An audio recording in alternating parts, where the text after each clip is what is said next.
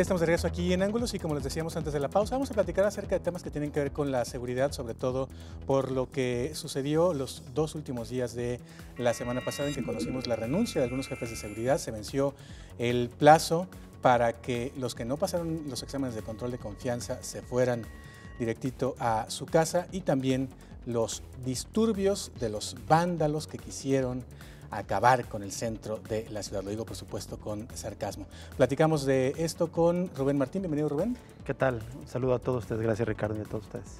Jorge Rocha, bienvenido, Jorge. Hola, muy buenas noches a todos. Y Rodrigo Cornejo, bienvenido, Rodrigo. ¿Qué tal? Un saludo al auditorio. Bueno, primero preguntarles qué les pareció lo que sucedió en el centro de la ciudad. Primero, la reacción de un grupo se dijo al principio comerciantes, luego se dijo que no eran necesariamente comerciantes, que ante un operativo de la autoridad federal que llega, después se supo por los testimonios, con prepotencia a llevarse sus mercancías sin presentarles siquiera una orden de cateo y que mostrándoles facturas de que esas mercancías tenían un origen legal, aún así se las estaban llevando, pues eso provoca que haya una reacción violenta que deviene en disturbios prácticamente por 4 horas en el centro de la ciudad, que incluyeron la quema de 3 vehículos, una patrulla, uno del periódico Milenio y una motocicleta. Bien, no nos animamos. Bueno, creo que es muy grave lo que pasó y estoy de acuerdo en la ironía como lo presentaste, porque creo que una cosa que hay que remarcar es que casi de forma unánime, al principio el tratamiento noticioso fue con bastante estigmatización de lo que ocurrió, casi sin preguntar las primeras versiones, sin preguntar las versiones de los comerciantes y pues justo eso, ¿no? Esta etiqueta de vándalos que estaban, como dices, destruyendo el centro, recordándonos a Francisco Ramírez Acuña en el 28 de mayo de 2004, que con ese mismo argumento mandó reprimir y encarcelar a más de 100 personas, a 111 personas. Bueno, operativo, nada más decir que en su momento el de Ramírez Acuña, fue operado por Luis Carlos Nájera. Por eso cuando se anunció que iba Luis Carlos Nájera para allá... En parte, porque era el director de la Policía de Guadalajara con Emilio González y estaba Solori, me parece, y otra persona al frente de la Secretaría de la Policía de la Secretaría de Seguridad.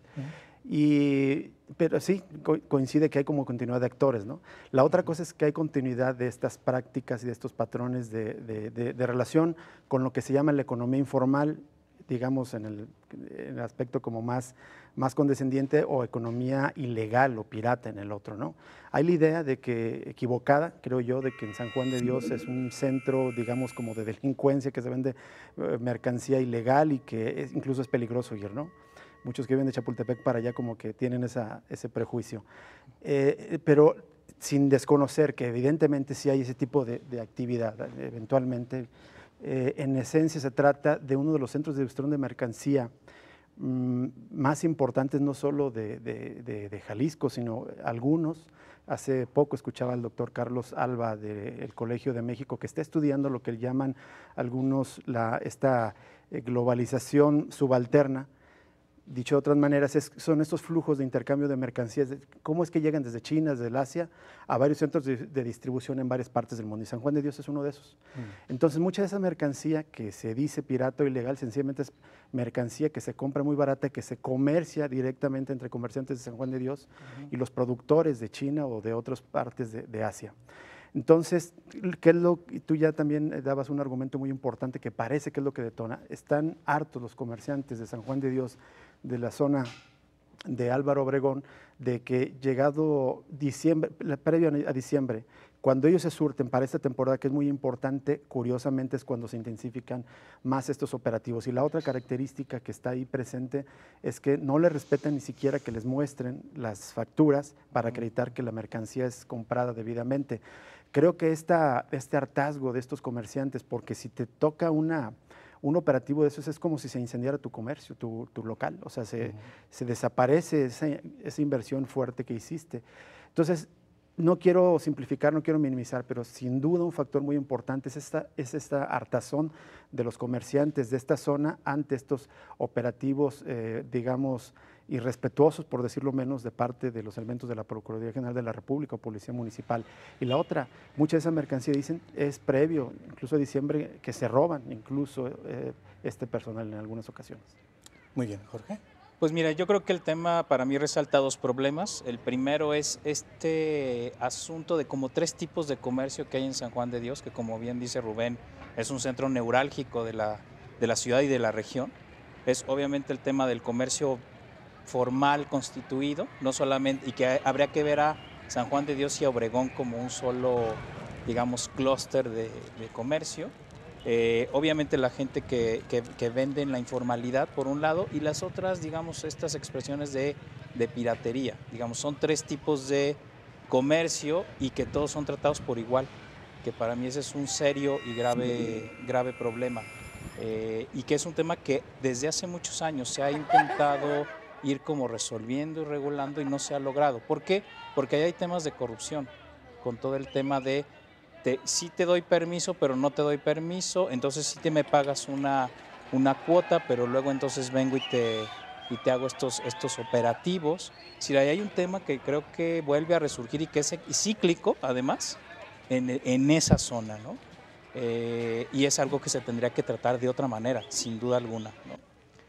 Y bueno, para mí la vía tendría que ir por el reconocimiento de toda esa variedad de comercios que existen. El otro es el asunto del operativo en sí mismo. O sea, ¿cómo haces tú un operativo en viernes, en la tarde, cuando es la zona es el día de mayor complicación vial en la zona metropolitana de Guadalajara? Digo, si alguien se atreve a salir a esas horas, por la tarde, es cuando más tráfico hay. Lo haces además sabiendo que se había convocado una manifestación por el caso de Ayotzinapa que iba a salir de la normal. Es decir, otro elemento importante. Lo haces de manera descoordinada, porque obviamente luego salen las versiones de que unos sí sabían, que otros no sabían. Se tardan demasiado en, digamos, ir a ver qué estaba sucediendo y tratar de calmar de la manera más, digamos, pacífica posible el asunto. Es decir, te habla de un operativo que, aunque luego estuvieron saliendo a decir que se había hecho con todas las líneas del protocolo, evidentemente está mal hecho por donde quieras. Y por supuesto que cuando la autoridad hace este tipo de actuaciones, pues lo que te resulta es lo que nos pasó el viernes pasado en San Juan de Dios, ¿no? Con lo cual, otra vez las policías de todo tipo hablan o muestran su incompetencia en esta acción que tienen que hacer de proveer seguridad, ¿no? Para mí ese es un tema muy importante que se tendría que trabajar, y todos son las excusas, ¿no? De que es que tú entraste y hiciste esto, que yo no sabía, que no sé qué, pero en el fondo y al final lo que sucede es que un asunto que tendría que haber sido mucho más, digamos, civilizado, termina con carros incendiados. Esa es una de las cosas que a mí me parece muy grave de lo que pasó el viernes pasado. Ahora, Rodrigo, está también la parte de la policía de Guadalajara que sale corriendo cuando se arma esta turba de gente que estaba enojada con lo que estaba pasando, y que también hay que decir que en las imágenes, particularmente lo que sucedió en el Oxxo, pues se ve que hay gente que está pues muy presta al desmadre, ¿no? Que hay gente que nomás porque estaba ahí decían, mira, aquí todo el mundo está metiendo, y se meten y agarran una chela, agarran unos condones, agarran unos gancitos y tal, pero pues nomás para sumarse al desmadre, no es que fueran ni manifestantes ni es que estuvieran con una causa específica. Pero, ¿y la policía de Guadalajara salió corriendo? Exacto, no solamente en el principio del operativo superados en números, sino que también con una estrategia que al parecer y se ha visto desde las manifestaciones de Ayotzinapa, desde las de 2 de octubre yo creo, en donde la estrategia de distensión es no confrontar de manera directa tanto a manifestantes que pueden o no ser clasificados como rijosos, ¿no? Esta estrategia, pues a la luz de que se supone no debería de hacer que se salga algo de control, termina por, en este caso, romper completamente el orden público, y sí había personas que se sumaron pues a lo que se convirtió en un disturbio público, ¿no? Pero a mí me parece que si bien es condenable que el saqueo de una tienda de autoservicio, se entiende en este clima de tensión social que existe, en donde ya todo se vale porque pues llega un operativo a un área que es socialmente conflictiva porque hay economía informal, no es un área en donde la gente aprecie necesariamente las labores de la policía en el día a día, donde no hay proximidad ciudadana de las fuerzas del orden, y querer formalizar a los comerciantes informales a toletazos es la peor manera. Estas personas de la PGR y de la Policía Federal, que al principio hacen un operativo que también tiene que ver con el SAT, a la luz de la reforma fiscal, vienen y ni siquiera le entregan a las personas un folio con el que puedan reclamar sus mercancías en un posterior proceso. Esto quiere decir, te hago no nada más una confiscación arbitraria de las mercancías que tú estás viendo, sino que además de arbitraria y casi rayando en lo ilegal, ni siquiera te voy a dar un recurso para que tú puedas combatir legalmente lo que yo digo. Esto es un decir de la policía, más bien el peso de la prueba tendría que estar en aquellos que están confiscando a diestra y siniestra mercancías a quien probablemente ahí no tenía ni qué deberla ni qué temerla. Pero más allá del actuar de la policía de Guadalajara, que pues ya es en subsecuentes ocasiones lamentable, a mí me parece que esto tiene que ver con un fenómeno de pauperización de la economía que pues tiene bastantes años, décadas diría yo, ¿no? No podemos tratar de resolver de nuevo con el tolete esta especie de lo que se llama, con el falso dilema, problemas fiscales de esta gente que, vaya, la gran tragedia de la vida, no paga impuestos, cuando la mayoría de los mexicanos, es bien sabido, trabajan en la economía gris o informal, ¿no? No podemos tratar de confrontar la informalidad fiscal con este tipo de operativos, y ya se había hecho otro también con consecuencias un poco más nefastas, pero cuando estaban cerrados los comercios en el Tianguis del Sol. Y este modelo de tolerancia hipócrita, en tanto que mientras podamos cobrarte piso y mientras podamos con efectos recaudatorios mantenerte bajo control, está bien, toleramos tu comercio informal, pero cuando nos caes gordo, cuando viene un presidente, cuando hay una cumbre de ministros, ahí de repente se limpia de la manera más fascistoide posible todos los comercios que se ven feos. Me parece de una hipocresía pues tremenda, ¿no? No podemos pretender criminalizar a alguien que tiene un puesto en la calle cuando es el haber y el vivir de millones de mexicanos en todo el país, ¿no? No es que necesariamente esté bien, al contrario, la pauperización de la economía hace que la precaria situación de muchos mexicanos los obligue a vender mercancías dentro de un modelo informal. Esto no significa que sea algo bueno, pero tampoco podemos achacarle las consecuencias de un modelo económico al que tiene un tendajón afuera de San Juan de Dios, ¿no? Me parece nefasto eso. Muy bien.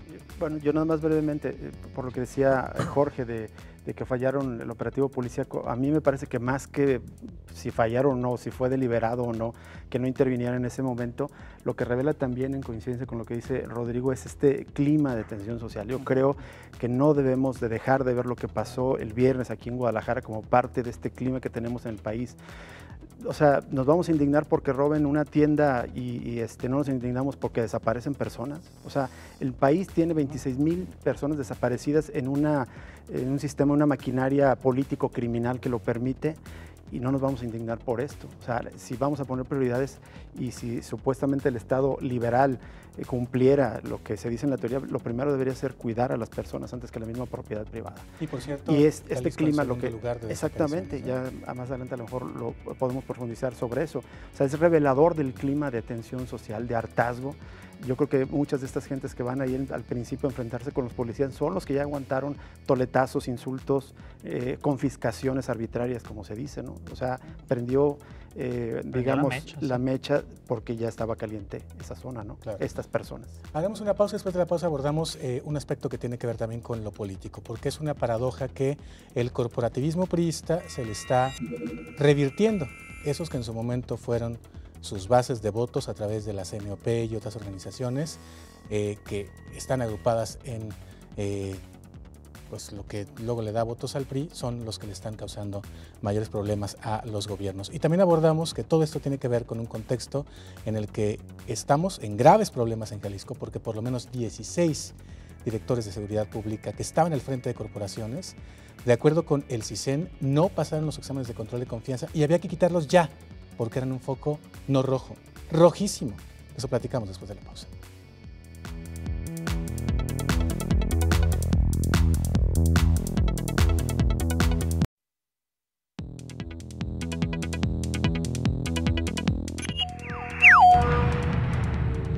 Jalisco está entre los primeros estados de la República Mexicana con mayores cifras de crímenes por delincuencia organizada y los cometidos con arma de fuego, según el Índice de Paz México 2013 del Institute for Economics and Peace, un think tank con sedes en Sydney, Nueva York y Oxford.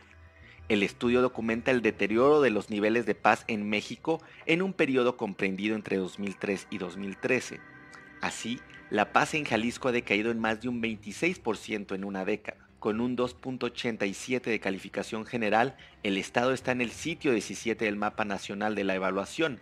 Entre más baja es una calificación, más pacífico es un estado. Pero la puntuación no es óptima para Jalisco en rubros que tienen que ver con crímenes de la delincuencia organizada, homicidios, delitos hechos con un arma de fuego y aquellos perpetrados con violencia. En crímenes de delincuencia organizada, el estado le gana a otros como Guerrero, Chihuahua y Sinaloa, y en delitos de arma de fuego comparte la puntuación más alta con otras 8 entidades. El índice de paz detalla que el impacto de la violencia en la economía mexicana es de aproximadamente 4.4 billones de pesos por año, casi una tercera parte del Producto Interno Bruto Nacional. En Jalisco, el impacto económico fue de 132 mil millones de pesos en 2012, cantidad que supera el presupuesto de egresos estatal de este año. El costo per cápita en la entidad fue superior a los 17 mil pesos en 2012. A pesar de los indicadores, el fiscal general del estado, Luis Carlos Nájera Gutiérrez, ha asegurado que los índices delictivos van a la baja y su política de seguridad pública ha sido avalada completamente por el gobernador priista Aristóteles Sandoval. Vaya datos que nos da Reporte Índigo. Primero, que a usted y a mí la inseguridad en Jalisco nos costó 17 mil pesos por persona, eso significa per cápita. A usted y a mí cada año nos cuesta 17 mil pesos por persona la inseguridad. Y por otra parte, que en algunos índices que tienen que ver con delincuencia organizada estamos peor que Guerrero.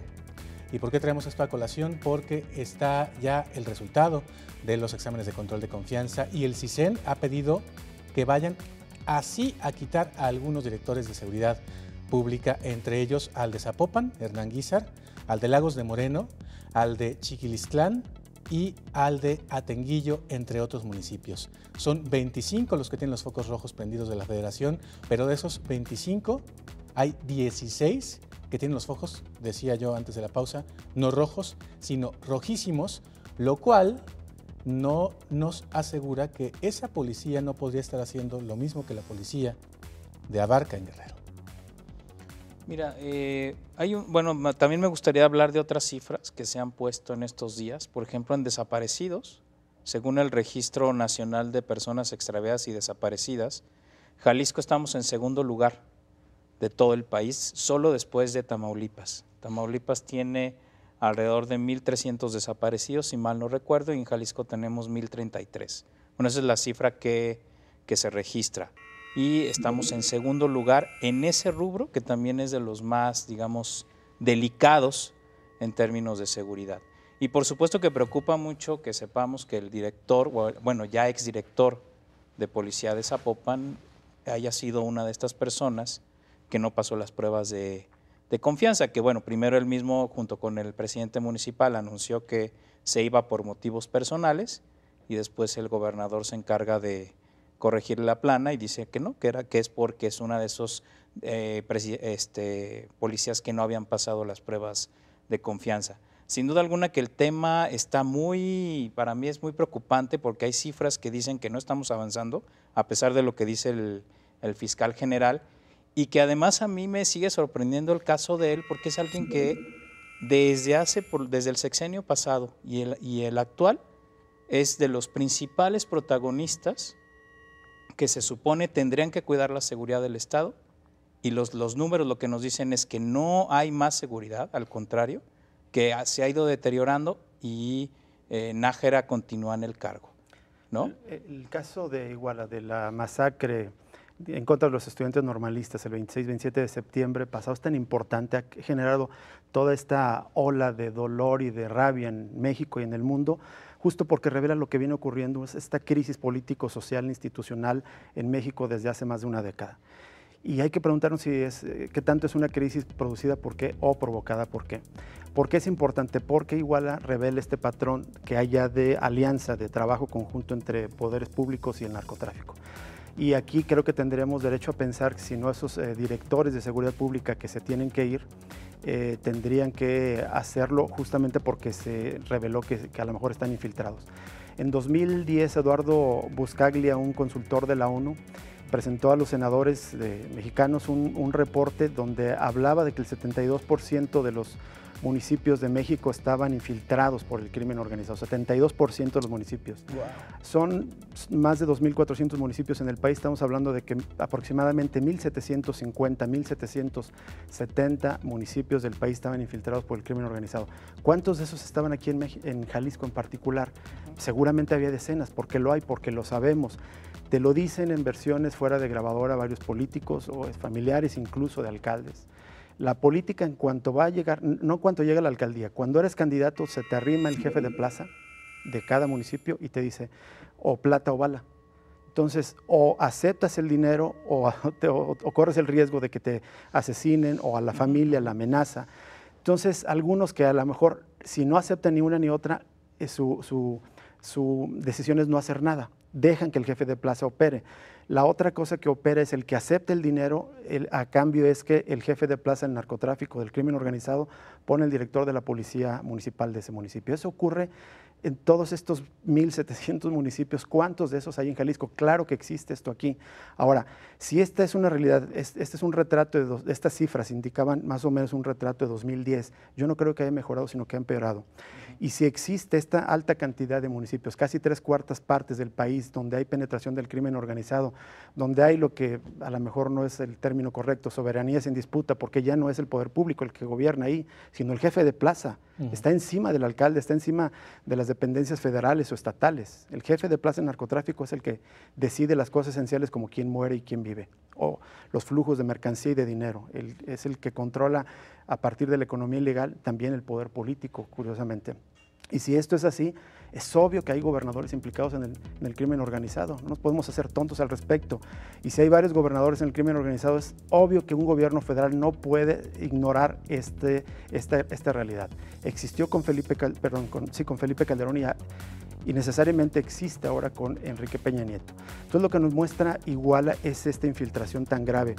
Pero lo que tenemos que preguntarnos es que no quede como una idea de que el crimen ganó, que los pobres políticos perdieron. No, es funcional a un modo de acumulación por despojo que está predominando en el país, porque cada proyecto de inversión, por ejemplo, de los del gobierno, los megaproyectos, que pueden ser presas, que pueden ser carreteras, todos los proyectos mineros, absolutamente todos, la mayoría de los proyectos de inversión turística o de reordenación urbana, donde hay en juego grandes inversiones de capitales, todos provocan conflictos sociales.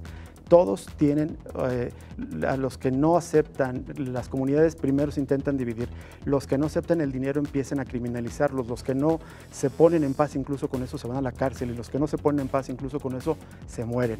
Por ejemplo, en Guerrero, un factor que casi no se ha comentado es que alrededor de Iguala hay intereses mineros poderosísimos. Está una mina, creo que se llama Carrizalillos, de una empresa canadiense que es la que más oro exporta de todo México, del país.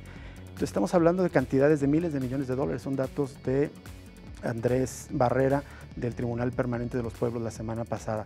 Ese factor es muy importante y, por ejemplo, si aterrizamos ese panorama en Jalisco, la violencia es funcional a este modo de acumulación por despojo, para el control de los territorios, para aterrorizar a la población.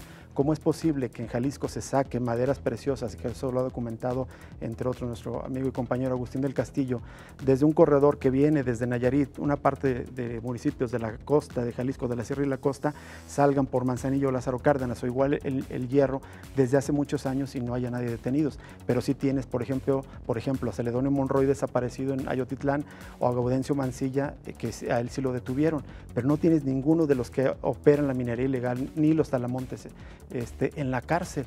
Entonces, todo este modelo de violencia es funcional, ese modelo de acumulación, donde están los grandes capitales, donde están los grandes intereses, y obviamente el poder político está penetrado, es cómplice de que opera así este modelo. Muy bien, regresaremos con Rodrigo Cornejo después de esta pausa, porque efectivamente la situación está bastante delicada con la salida de estos 25 jefes policíacos. Hay que recordar que es 1/5 parte de los municipios de Jalisco los que se quedarían sin jefe policíaco, y eso sin contar los policías y los comandantes que no pasaron los exámenes de control de confianza, que también tiene eso metido en un problema a los políticos, que dicen, y es que ahora donde hallamos policías honestos que además quieran cobrar lo que les pagamos. Ya regresamos.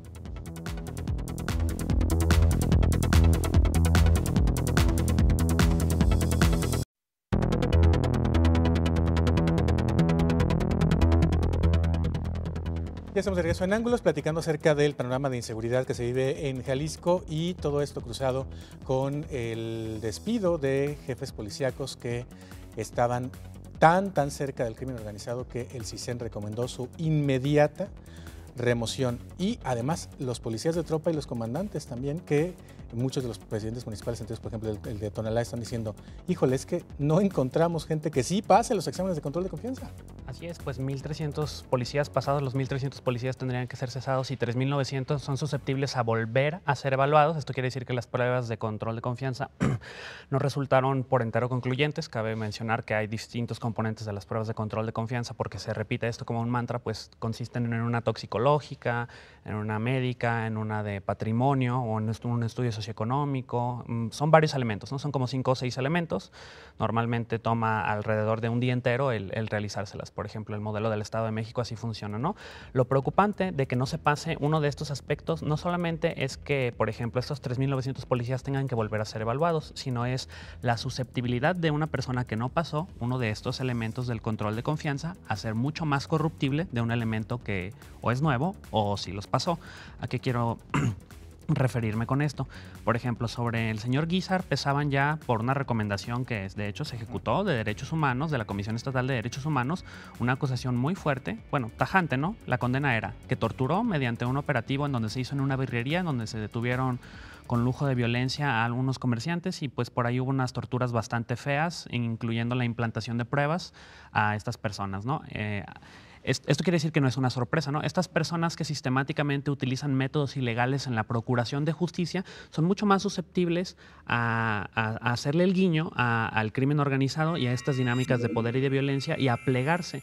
Si de por sí, supongamos que tengamos un jefe de policía en Zapopan que es enteramente probo, honesto y que es lo más cercano que tenemos al cielo sobre la tierra en procuración de justicia, tendría aún así un panorama muy difícil de no plegarse a estos poderes fácticos del narcotráfico, el trasiego ilegal de mercancías y ahora sobre una persona sobre la que ya sabíamos que torturaba e implantaba pruebas, pues mucho peor, ¿no? Para responder un poco a tu pregunta es, ¿de dónde vamos a sacar a estos policías? Pues si 1.300 son despedidos, es que el sistema no funciona, ¿no? Este coletazo de haber despedido a los jefes de Iguala es probablemente con miras a que no se repita en Jalisco un incidente de tanta gravedad o de menor o igual gravedad.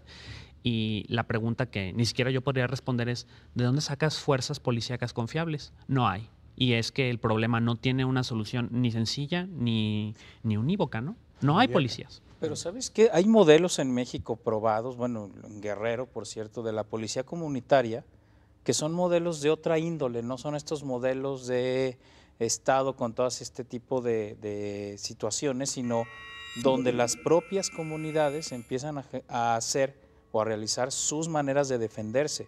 Creo que eso es, creo que tendríamos que empezar a explorar ese tipo de policías. Que estén insertos en su comunidad, sí, ¿no? En su comunidad, donde la gente se conoce, bueno, en el caso de las comunidades comunitarias donde adoptan las reglas de la comunidad indígena. Es decir, esos modelos han funcionado porque además sí hay, digamos, estudios empíricos donde se muestra que la incidencia delictiva en este tipo de lugares bajó después de la implementación de policías comunitarias. Como en las comunidades zapatistas también. Así, ¿no? Es, o en las comunidades zapatistas. Es que, hay modelos, pero no estos, ¿no? Y el Estado o no puede, es un reto mayor, como dices, o no quiere. La cosa es que desde hace más de 14 años ya, cuando llegó Vicente Fox, acordémonos que él renovó supuestamente la Procuraduría, que era una policía, la AFI, que no funcionó. Y Felipe Calderón lo intentó, Peña Nieto también creó la Gendarmería para cuidar los intereses económicos, por cierto, las actividades productivas, y la fuerza que acaba de crear Aristóteles Sandoval, bueno, ya vemos que está violando derechos humanos y que acaban de ser detenidos 3 elementos de la Fuerza Única Metropolitana por extorsión. Entonces, este modelo paramilitar no funciona. El hacer policías grupúsculos de los grupos dentro de los grupos de la policía que tengan tendencias paramilitares no funciona. Muy bien, pues muchas gracias Rodrigo, muchas gracias Rubén. Gracias. Muchas gracias Jorge. Gracias. Estamos pendientes del tema porque seguramente va a dar mucho de qué hablar y de lo que se decida o de lo que se deje de hacer en estos días con esos jefes policíacos depende nuestro futuro. Quédense en Canal 44 en Guadalajara, el 31.2 en Los Ángeles. Hasta la próxima. Pasen bien.